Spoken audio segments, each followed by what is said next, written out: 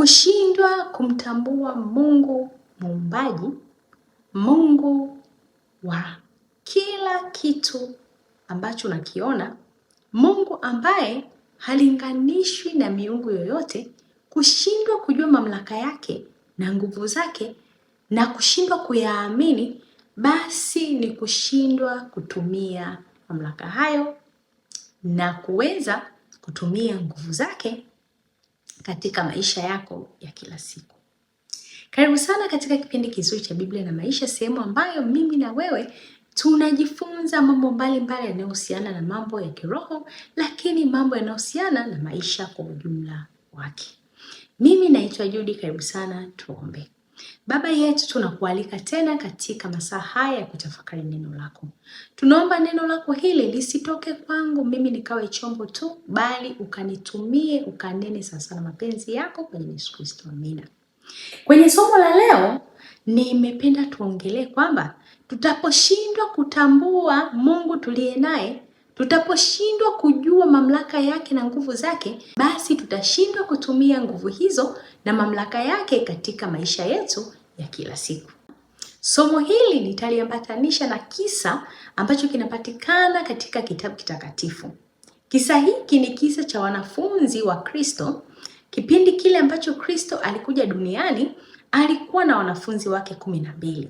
Kwa siku moja baada ya kuhubiri, kuponya na kufanya kazi zao za utume, basi wao pamoja na Mwokozi wao ambaye ni Kristo walipanda katika chombo cha usafiri, tunaweza tukaita leo labda mashua au ngalawa, wakapanda ili kuvuka kwenda na ng'ambo ya pili. Sasa wakiwa ndani ya mashua ile, Yesu alilala, kwa sababu tunafahamu kwamba Yesu alipokuwa hapa duniani alikuwa mwanadamu 100% na Mungu 100%. Kwa hiyo Yesu akalala kama mwanadamu mwingine vile. Alivyolala, wanafunzi wakaanza kuona upepo mkali ukivuma, wakaanza kutazama dhoruba ambayo ilikuwa inawakabili. Na hivyo walitambua kabisa kwamba ndani ya mashua ile Yesu, kiongozi wao, mwalimu wao, ambaye kila siku walikuwa wanamuona akiponya, akihudumia watu, akifanya miujiza mbalimbali na akifundisha, na huenda walikuwa wakisadiki. Lakini sasa kipindi hiki walijua kabisa ndani ya mashua ile Kristo alikuwepo, lakini walishindwa kutambua mamlaka, walishindwa kutambua nguvu za yule ambaye walikuwa naye ndani ya mashua. Na hivyo upepo mkali, mvua kali, dhoruba kali ilipotokea, wakaanza kutazama dhoruba ile na kushindwa kutambua mamlaka waliokuwa nayo ambayo tayari Kristo alikuwa amewapatia ndani ya maisha yao. Kwa hiyo wakaanza kuhangaika kutoa maji ndani ya chombo kile, kuhangaika, lakini mwishoni wakakumbuka kwamba tuna Yesu, hebu tumwamshe. Wakamwamsha Yesu. Yesu akatuliza dhoruba. Na mwisho Yesu akawauliza, imani yenu iko wapi? Na sisi leo tunaulizwa kwamba imani yetu iko wapi? Katika maisha haya tunavyoishi kila siku, katika mahangaiko tunavyohangaika, je, imani yetu tunavyosoma vitabu vitakatifu na kusikiliza hotuba, je, tunaamini na kusadiki kwamba Mungu huyu tunayemwabudu ni Mungu mwenye mamlaka zote, ni Mungu mwenye nguvu zote, ni Mungu ambaye anaweza asiyeshindwa? Je, tunaposoma habari kama hizi, visa kama hivi, je, tunaposoma vile visa vya wana Israeli kutoka Misri kuelekea Kanaani, mambo ambayo Mungu aliwatendea mengi na ya ajabu, je, tunayasadiki na tunaamini kwamba ndiye Mungu ambaye mpaka sasa hivi tunayemwabudu, au hatuna utambuzi huo? Na huenda utambuzi tunao, ila imani hatuna. Na hivyo kukosa kutambua na kuwa na imani ya kujua kabisa kwamba huyu Mungu tunayemwabudu hivi leo ndiye yule ambaye alituliza dhoruba baharini, ndiye yule Mungu aliyewasafirisha wana wa Israeli jangwani, ndiye yule Mungu ambaye anatuita hata leo akituambia tumkabidhi fadhaa zetu na shida zetu ili apate kutusaidia.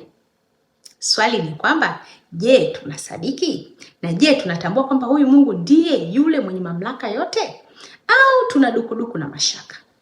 Somo hili la leo likatupe mwangaza kutambua kwamba hatutaki tu kusikiliza maandiko na kusoma na kuishia hapo hapo. Hapana, tunatakiwa tujenge imani imara kwa Mungu wetu, na tukishajenga imani tuamini kabisa kwamba huyu Mungu tunayemwamini na huyu Mungu tunayemwabudu ni yule Mungu mwenye mamlaka yote na nguvu zote ambazo alizifanya huko nyuma na hata leo anaweza akatufanyia pale tu tutakapomwamini.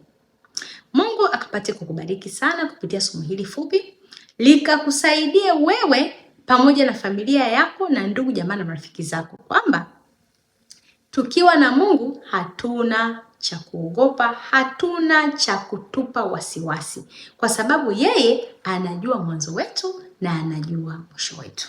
Basi tuombe. Baba yetu na Mungu wetu, tunasema asante kwa pendo lako. Asante kwa kuzungumza nasi siku hii ya leo.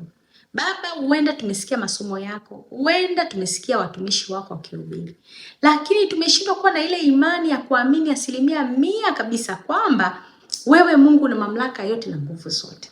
Lakini hata neno lako linasema hata si 100% tu, ile imani ndogo kama punje ya haradali Mungu wa mbinguni tumeshindwa kuwa nayo. Tusaidie kutokuamini kwetu.